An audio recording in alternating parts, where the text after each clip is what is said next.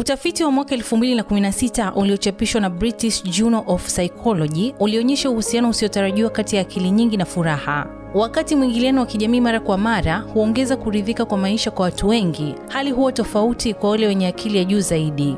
Watafiti waligundua kuwa watu wenye akili nyingi hujisikia kutoridhika wanapokuwa na mwingiliano wa kijamii mara kwa mara. Badala yake hupendelea kuwa peke yao, kufanya kazi kwa umakini wa hali ya juu na kushughulika na mambo ya maana yenye malengo badala ya mazungumzo ya kawaida. Hii inalingana na nadharia ya furaha ya savana ambayo inapendekeza kuwa akili zetu bado zinaitikia mazingira ya kijamii kwa misingi ya kihistoria ya mageuzi, na kwamba watu wenye akili nyingi wana uwezo mkubwa wa kuhimili mazingira ya kisasa bila kutegemea sana mahusiano ya kijamii. Kwa kifupi, sio kwamba waerevu hawapendi kuwa karibu na wengine, bali wanathamini ubora kuliko wingi wa mahusiano.